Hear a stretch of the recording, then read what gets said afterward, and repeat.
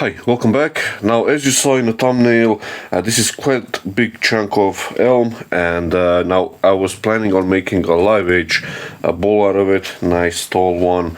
However, the bark has come loose and it's quite detached, let's say, so it's better sense to remove it now. As you can see, that goes in whole chunk away instead of spinning it on the lathe, and then you have these kind of chunks flying off. So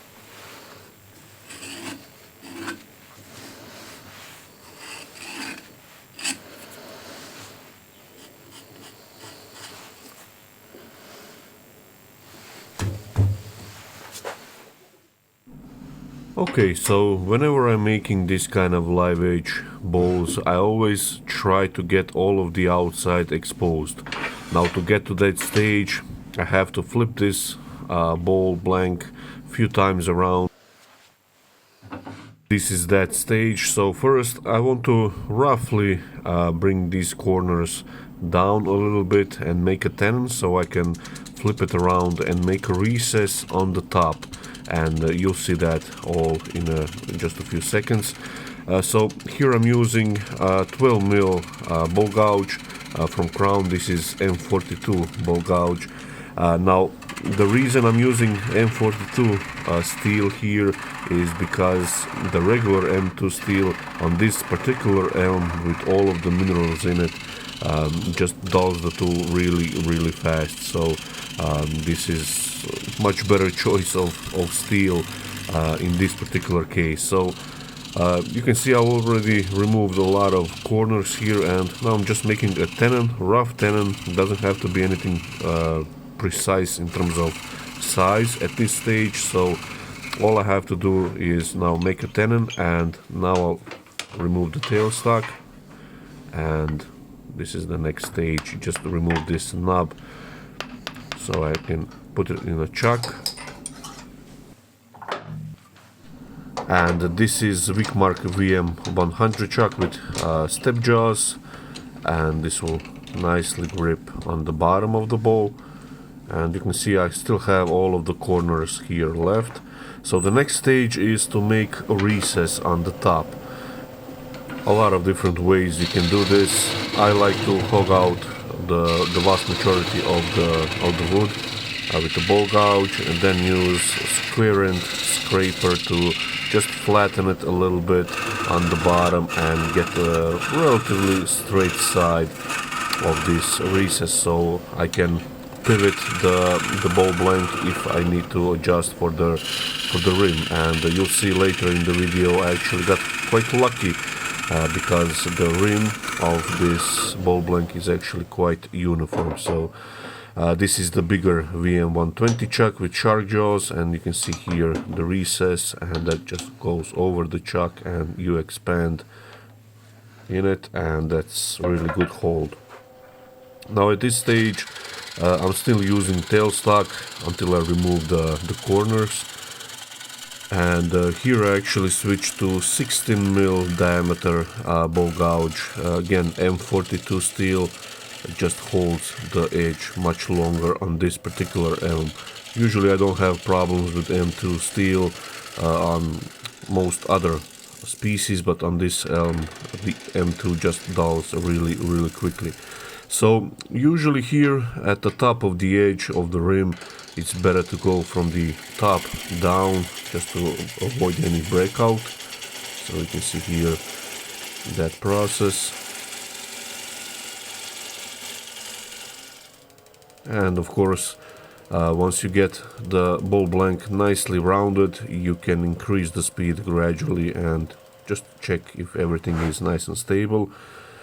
And like I said, I got quite lucky with alignment here at the rim, and you want this to get relatively balanced, or balanced as best as you can. So I'm aligning the highest points and the lowest points so they are all equal, and in this case they are. So here I decided on the size of the foot, which will be decorative foot, and it's roughly 1/3, and that actually fit slightly bigger than any of my chuck that I have to grip this size. So there will be marks and I have to return this later, and this is just truing up the bottom. And now this is something that many beginner turners have trouble with, and that is nice push cut, or what I like to call, that I learned from my mentor Richard Rathman, and that is shear cut. So it's a cut that you ride the bevel, the nose bevel, and what I like to always teach is just go slowly, don't force anything, let the wood come down to the tool, let the wood and the tool do its thing, so don't force anything, so just go slowly and it should be okay. So this is the general shape here, the sides and everything. It's not too bad, and this is the first time we can look the complete grain. It's a really lovely grain, and especially this part where the spalting is. So I'm just taking one more pass here at the rim and just continue on all the way to the top. Now in this case I've noticed that I can go from the bottom to the top in one motion and avoid any breakage here at the rim, which is always a good thing. So nice and steady, without any rush here, especially at the rim. Just let the wood and the tool do its thing.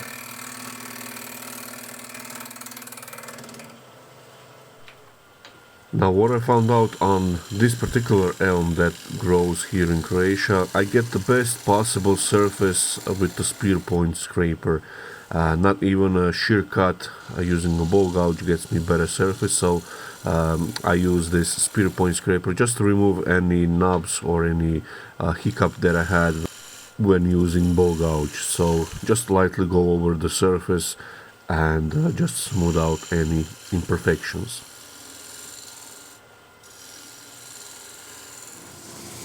Now, like I said, this elm is green or wetwood, and what I like to do is I always sort of surface dry with using old sandpaper, and that gives me a better chance to actually sand while it's still wet. And you'll see what happens after a few minutes.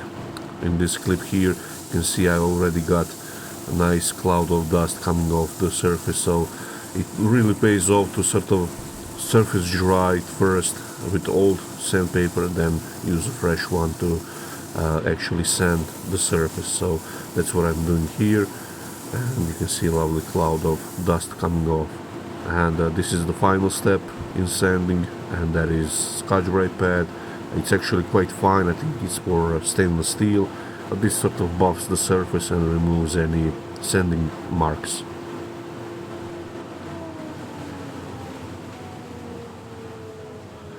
And you can see here this outside is nicely done, so we don't have to do much after.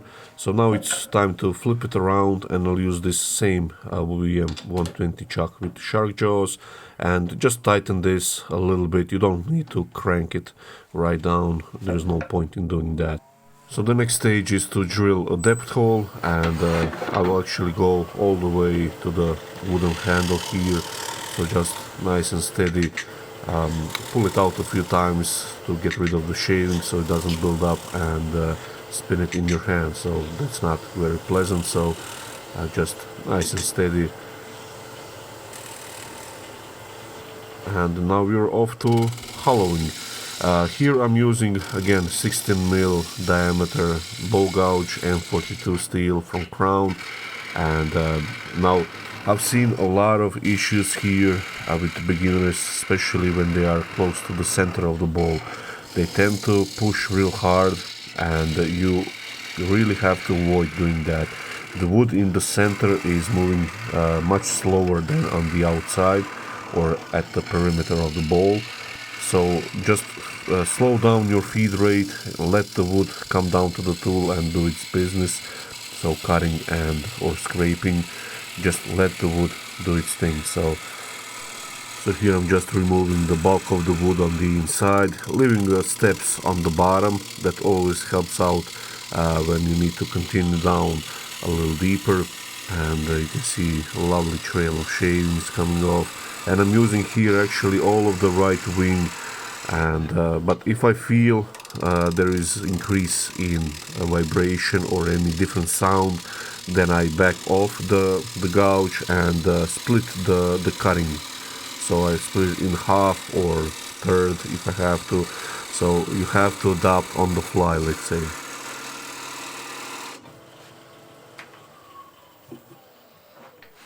So this is the first peek to see how the surface is working here, and it's not the best surface, not the worst, but what I'll have to do is sharpen the gouge for the last pass, let's say. And this is actually what's happening here. So this is one of the two last passes, let's say. So I'm trying to get the nice even thickness here, going nice and slow, especially at the rim where you're cutting air and wood at the same time. So just take your time and follow the outside profile of the ball. And at the end of the cut here, I actually close the flute a little bit so I don't cut with the whole of the right wing at that bulk at the bottom here. So always a good time to clean the shavings from the bench here, and that's really better, much better surface with the sharpened up gouge. So there is a little bit more thickness at the bottom, so but the thickness at the top of the rim is actually quite good. So I'll continue on just a little bit below the top surface, and I'm watching at around 4 or 5 o'clock at the bowl here what's happening, because I can't see at the very cutting tip. So and now we can go slightly deeper once we got the rim thickness sort of established, and it's done. So we're not going to come back to that surface again. And here you actually can see really well where the shavings come from in terms of tool edge. And I always start with the tool slightly closed, so the flute is facing, let's say, 3 o'clock. Once I get into the wood, I open it up a little bit to 2 o'clock, and that always helps out with starting the cut. Although I have a grooves here set from previous cuts, but it always is a good practice to have.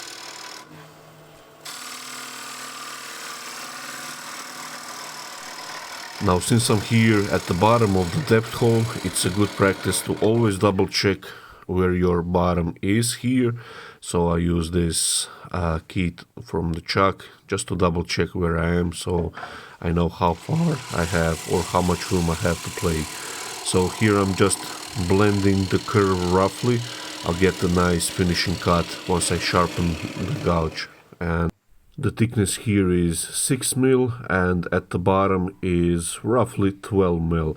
So I have to take a little bit more towards the bottom, and I want to get this sort of even thickness. And you see I go a little further up, and this sort of dance with the bevel, and is what I like to call, is to find the cut. And you project the curve from the top all the way to the bottom. And this is still a rough process. I still have maybe one more cut to do. Again, finding the cut, and the shavings are in the way, so I sort of rub them off and then find the bevel. Once I get the very tip engaged and start cutting, that's my sort of good steer in terms of bevel, where I want to go, and then just nice smooth curve to the bottom. And I want to double check one more time where I am in terms of thickness, and if the grain is working, if I don't have any major chip out or anything like that. So the surface is quite okay, and the thickness is actually spot on. So basically the even 6 mil thickness all the way to the bottom. And here I'm using a bowl scraper just to blend that final little piece of timber that is left at the bottom, and blending it to the side. And here you have to have that negative 90 degree from the top of the tool to the surface you're scraping, otherwise you'll have a catch, so just be aware of that.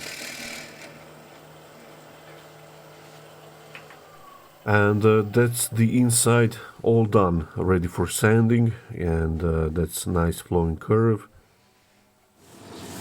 and same as on the outside, I surface dry here with the old sandpaper just to get the surface moisture of the wood, and then I use the drill attachment and sand everything nice and smooth. And this is the final step with the Scotch-Brite pad, just a little buffing and removing any scratches. And this is step that many overlook, but if you don't have the bark here on the edge, I like to sand away any remnants of the loose stuff or bark or anything. So here I'm not changing the shape, I'm leaving as the nature build it or make it. I'm just lightly go over with 180 grit on the drill attachment here, and just scuff it up a little bit, and here just sanding it. And I always break the edges here so they're not sharp, and you actually have to test this a little bit. So just use your hand, try it out a little bit, so go over all the surface. If anything cut up, sand it away a little bit, and that's sort of a mark of a good, in my opinion, a good bowl.